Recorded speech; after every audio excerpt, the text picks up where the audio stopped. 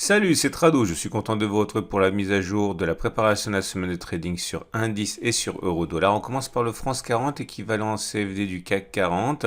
Et comme on peut le voir sur les données journalières, la tendance de fond est haussière, la tendance générale est haussière et la tendance immédiate est haussière en données journalières puisqu'on est au-dessus de la M50 qui monte, la M20 qui monte et la M7 qui monte. Malheureusement, les supports sont assez éloignés à présent et il faut s'attendre à ce que beaucoup de traders attendent justement un retour sur ce support pour acheter ou alors éventuellement que l'on construise une résistance que l'on franchira par la suite. Mais pour l'instant, encore une fois, si la tendance est bien haussière, difficile de trouver des points d'entrée sur cette unité de temps. Regardez les bougies Aiki Nashi, on a des bougies vertes, ce qui est donc effectivement le minimum pour avoir une pression haussière, mais surtout on a des bougies, notamment celle qui est en train de se dessiner actuellement, qui est une bougie sans mèche basse, ce qui montre bien la pression haussière sur le France 40. On regarde ce qui se passe sur les données 4 heures. Et sur les données 4 heures, on voit que là aussi la tendance de fond est haussière, la tendance générale est haussière et la tendance immédiate est haussière avec une M50 qui monte, une M20 qui monte, une M7 qui monte et au-dessus desquels nous sommes. Le prochain support, le support le plus immédiat est à 6572, 6580, zone qui a freiné les cours pendant de nombreuses journées avant finalement d'être cassée et qui a théoriquement changé de polarité. Un retour sur cette zone permettrait sans doute à des traders qui ont un biais haussier de rentrer, comme sans doute un retour sur le support HK des 6526, 6545 s'il se produit. Pour spéculer à la baisse, c'est plus compliqué puisque nous sommes sur des zones où il n'y a pas de résistance. Prendre des positions baissières est toujours possible, mais encore une fois, étant donné qu'on met généralement le stop loss au-dessus d'une résistance et qu'il n'y a pas de résistance, il semble assez difficile de trouver des idées de trade baissier. Pour l'instant, les bougies Aiki Nashi, sans grande surprise, montent une pression haussière. Les bougies sont vertes, les bougies n'ont pas de mèche basse. C'est très haussier. On passe tout de suite à l'indice suivant.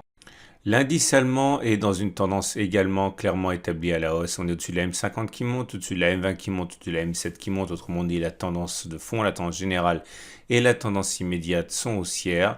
On bataille avec la résistance journalière des 15 738, 15 712. Une clôture au-dessus de ce niveau permettrait sans doute de voir arriver des traders à la hausse, comme un retour sur le support hebdomadaire en jaune ici, qui est compris globalement entre 15 600 et 15 339. Ceux qui veulent spéculer à la baisse ont peu de choix. Il s'agirait sans doute de tenter sa chance sur ce niveau de résistance journalière des 15 738, 15 712 si une faiblesse apparaît. Mais c'est un trade qui est plus délicat et plus dangereux puisque la tendance est haussière sur cette unité de temps. Les bougies Aiki Nashi indiquent que la pression s'établit à la hausse plutôt. Alors attention, toujours, c'est une bougie en construction, celle que l'on voit ici, elle est bien, elle a un corps long, elle n'a pas de mèche basse, mais encore une fois, c'est le tout début de la journée de lundi, donc elle n'a pas encore de validité. La bougie précédente qui avait un sens est celle de la veille de vendredi 11 juin, et c'est une bougie haussière car elle était verte, mais moins clairement établie à la hausse puisqu'il y avait une mèche basse sur cette bougie. On regarde les données 4 heures. Sur les données 4 heures, on repère une tendance également haussière. On est au-dessus de la M50 qui monte, de la M20 qui monte et de la M7 qui monte. Donc la tendance de fond, la tendance générale et la tendance immédiate sont haussières. On a néanmoins devant nous un obstacle là qui semble être passé. C'est la même zone que l'on retrouve sur les données journalières. Et on est en bataille avec pour réussir à s'en extraire. Ceux qui veulent acheter attendent sans doute que l'on clôture au-dessus de cette zone. Il risque néanmoins d'y avoir un piège puisque cette résistance est aussi journalière, donc il faudrait peut-être mieux attendre que cette zone soit franchie à la fin d'une journée pour véritablement valider la cassure, parce qu'on peut très bien envisager qu'elle soit passée en données 4 heures mais que en données journalières elle continue à jouer son rôle de résistance, donc méfiance. C'est une autre solution qui se présente qui est celle-ci, d'attendre un éventuel retour, on l'a vu sur la zone orange, pour acheter.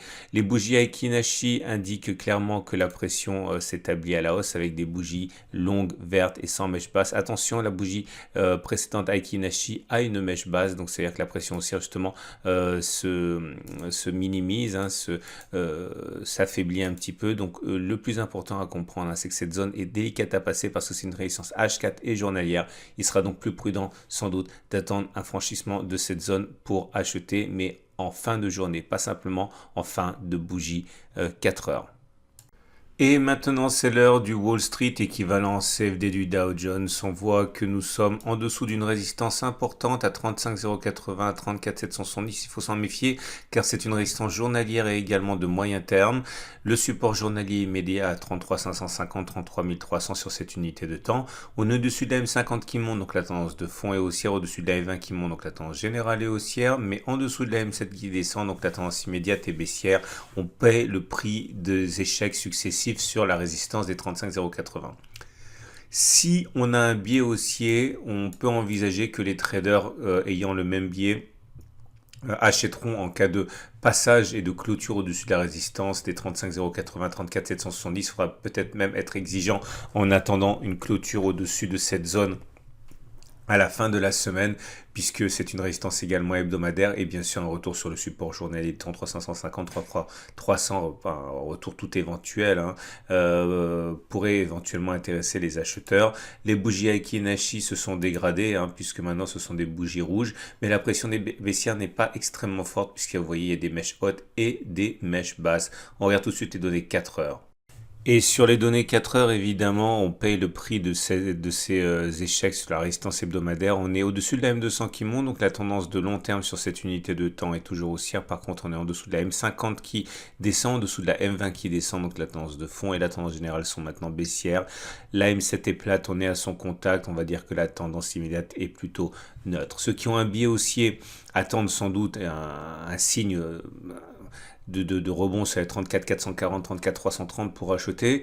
Ceux qui par contre ont un biais baissier attendent que l'on échoue une nouvelle fois sur la résistance massive vue de cette unité de temps sur les 35 080, 34 770 ou même que l'on clôture en dessous du support HK des 34 400, 34 330. Les bougies Aiki Nashi sont haussières modérément, on va dire, puisque elles n'ont pas de mèche basse ou petite, mais par contre la longueur de ces bougies est un peu limitée, on va dire. Donc la pression elle est haussière, mais pas de manière extrêmement convaincante.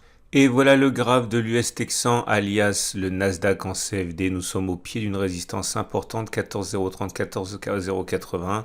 Comme pour les autres indices, un passage au-dessus, une clôture au-dessus serait à même de provoquer l'entrée massive de traders haussiers, à ceci près qu'il s'agit également d'une résistance hebdomadaire et qu'à ce titre, elle peut continuer à bloquer les cours jusqu'à vendredi. Autrement dit, ça va faire très très loin. Ce n'est pas pour ça qu'il n'est pas possible d'acheter en cas de clôture au-dessus de cette zone en données journalières, mais il faut savoir que ce petit détail risque d'avoir son importance.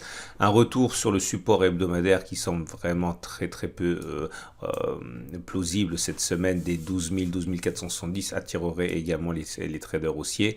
À noter la tendance qui est fortement haussière. On est au-dessus de la M50 qui monte, la M20 qui monte, la M7 qui monte. Autrement dit, la moyenne mobile, la tendance de fond, la tendance générale et la tendance immédiate sont haussières. Les bougies Aiki Nashi font état d'une pression haussière assez forte, puisque c'est déjà la deuxième bougie qui éventuellement témoignerait d'un bloc vert sans mèche basse. Bon, c'est haussier, mais encore une fois, on comprendra que la résistance hebdomadaire pose problème. On termine avec les données 4 heures. Et on va terminer avec l'euro-dollar qui est dans une situation assez tendue puisque même si la tendance de long terme sur cette unité de temps est haussière avec la M200 qui monte, on est maintenant en dessous de la M7 qui descend, en dessous de la M20 qui descend, en dessous de la M50 qui monte, autrement dit tendance de long terme haussière, tendance immédiate baissière, tendance générale baissière, tendance de fond neutre.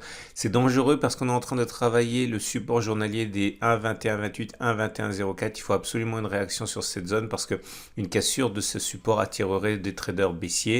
On peut s'imaginer qu'un retour sur la résistance hebdomadaire des 1,2354, 1,2248 serait également à même de susciter des entrées en position vendeuse.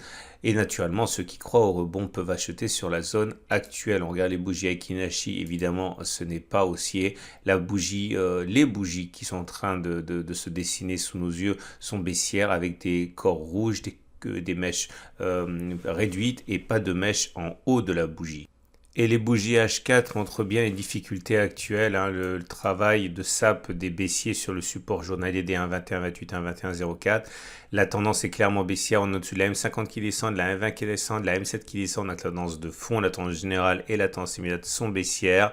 Ceux qui veulent spéculer à la baisse attendent sans doute que l'on clôture en dessous de cette zone de support journalier, comme ceux qui voudraient acheter attendent justement que l'on rebondisse sur cette zone. On est vraiment à un moment critique et les bougies avec Kinachi ne montrent aucun signe de rebond pour l'instant, bien au contraire, les bougies sont rouges et sans mèche haute. On est loin d'avoir une inversion de tendance pour l'instant sur les données H4, mais évidemment c'est une zone d'opportunité que on soit haussier ou baissier, hein, puisque c'est une zone pivot. Voilà ce qu'on pouvait dire pour l'euro-dollar et pour les indices. Je vous invite à regarder à la fin de cette vidéo l'analyse technique de moyen terme sur les indices et les cryptos, également la préparation de la semaine de trading sur crypto. N'hésitez pas à revenir régulièrement à cette vidéo tout au long de la semaine pour voir si on est sur des zones qui nous intéressent. Et je vous dis à la semaine prochaine pour la mise à jour.